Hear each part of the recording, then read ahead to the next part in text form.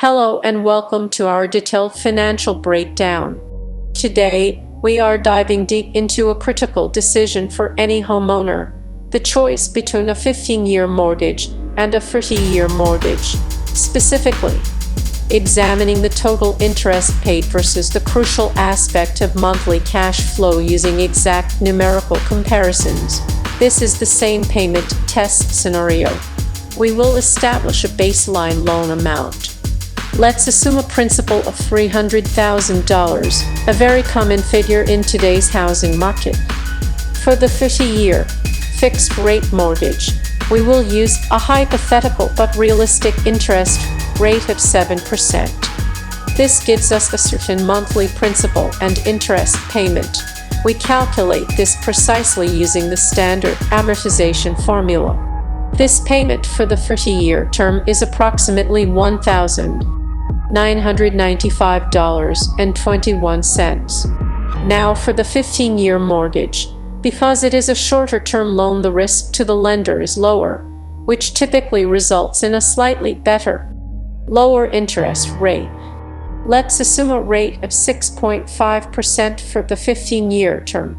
The required monthly payment for the 15-year mortgage is significantly higher, coming in around $2,612.17. Our first traditional comparison looks at the total interest paid over the life of the loan. With the 30-year mortgage at 7%, you will end up paying a massive $418,275.60 in total interest. That is more than the original principal amount, which is a staggering figure. On the other hand, the 15-year mortgage at 6.5% saves you a fortune. The total interest paid is only $162,190.60, a massive $256,085 difference in favor of the shorter-term loan, just by having a lower rate and a shorter repayment period. But this video focuses on the same payment test, where we take the higher payment, which is the 15-year mortgage payment of $2,612.17, and we apply it to the 30-year mortgage.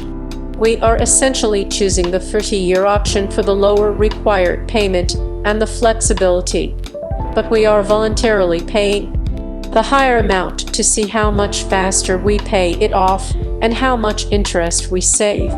If you take out the 30-year mortgage at 7%, with its base payment of $1,995.21, and you consistently pay the higher 15-year payment of $2,612.17, you are paying an extra $616.96 towards the principal every month. This accelerated payment dramatically changes the amortization schedule.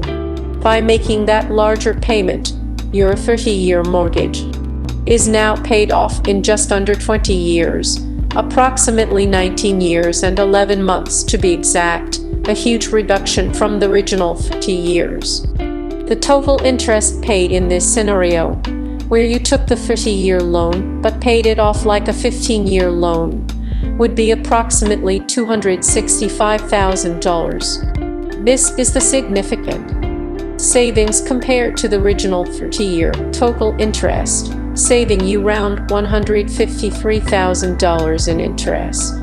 However, compare that to the true 15-year mortgage with the 6.5% rate, where the total interest was only $162,190. You still end up paying over $100,000 more in interest with the same payment test on the 30-year loan, due to its higher initial interest rate of 7% versus 6.5%. This is the key takeaway.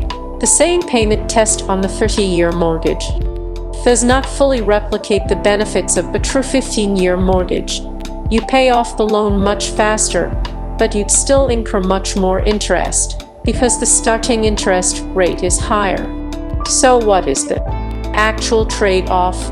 it comes down to cash flow flexibility versus guaranteed maximum interest savings. The 15-year mortgage locks you into the higher payment for the full term. If you lose your job or have an unexpected expense, you must still make that $2,612 payment.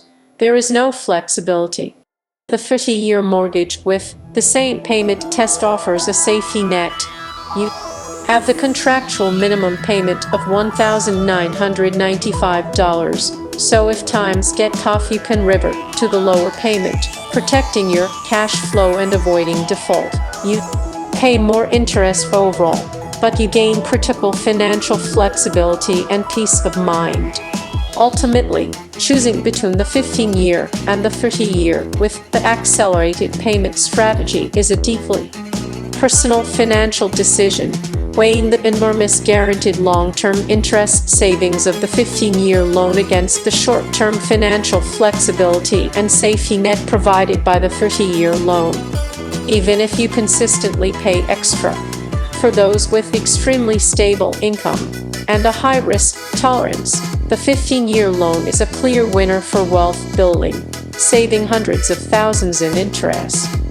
For those who prioritize monthly cash flow flexibility and the safety of a lower contractual payment, the 30-year mortgage with the option to pay extra offers the best compromise.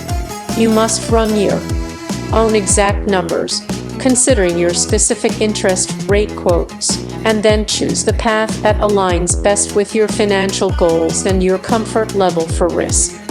For the benchmark 30-year fixed mortgage, we shall assign a 7.0% annual interest rate, a rate commonly available for well-qualified borrowers.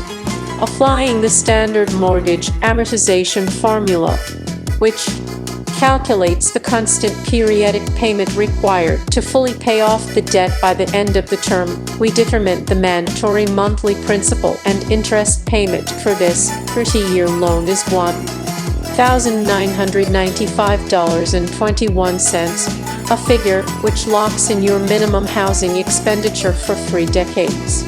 Next, we analyze the 15-year fixed mortgage, which, owing to its accelerated repayment schedule and reduced risk exposure for the lender, typically commands a lower interest rate. We will use the 6.5% annual interest rate for this term. The obligatory monthly principal and interest payment here is substantially higher, calculated precisely as $2,612.17. This significant difference of $616.96 represents the immediate cash flow impact of choosing the shorter term. The first traditional comparative analysis focuses solely on the total cumulative interest paid over the life of the loan, ignoring cash flow for the moment. The 30-year mortgage, with its 7% rate, will demand an astonishing total interest payment of $418,275.60 over its full term, meaning the borrower pays nearly 140% of the original principal in interest alone. A stark reality of long-term debt. In stark contrast,